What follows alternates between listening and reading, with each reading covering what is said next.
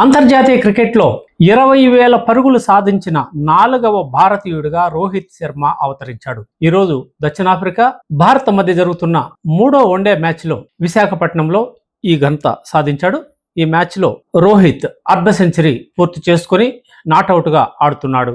అలాగే ఈ భారత తరఫున అత్యధిక పరుగులు సాధించిన ఆటగాళ్ల వివరాలు పరిశీలిస్తే సచిన్ టెండూల్కర్ 782 మ్యాచ్లాడి 34,357 పరుగులు సాధించి అగ్రస్థానంలో కొనసాగుతున్నాడు. తర్వాతి స్థానంలో కోహ్లీ 622 మ్యాచ్ల్లో 27,808 పరుగులు చేశాడు. మూడో స్థానంలో రాహుల్ ద్రావిడ్ 399 మ్యాచ్లాడి 24,064 పరుగులు చేశాడు.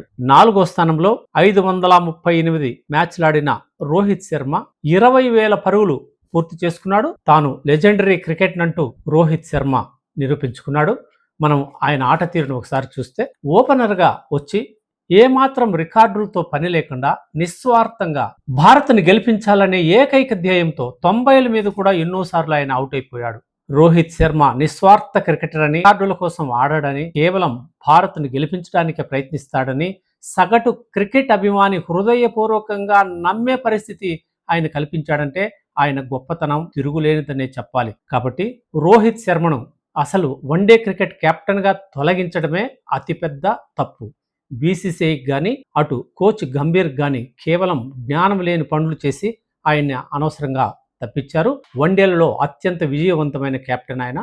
జట్టును పక్కాగా నడిపిస్తున్న సమయంలో తదుపరి వ్యక్తిని కెప్టెన్గా తేవాలనుకున్నప్పుడు అతనికి సహాయంగా వైస్ కెప్టెన్గా కొనసాగించి నేర్పించే ప్రయత్నం చేయాలి. కానీ సక్సెస్ఫుల్గా ఆడుతున్న క్రీడాకారుణ్ణి తప్పించడం అనేది ఒక చెడు సాంప్రదాయమే కాగా భారత జట్టుకు కూడా కీడు చేసే పరిస్థితి. ప్రస్తుతం గొప్ప క్రికెటర్లుగా అనుభవజ్ఞులుగా పేరున్న విరాట్ కోహ్లీ, రోహిత్ శర్మ వన్డే సిరీస్లో ఆడుతూ ఉంటే భారతదేశాన్ని తిరుగులేని శక్తిగా నిలబెట్టింది.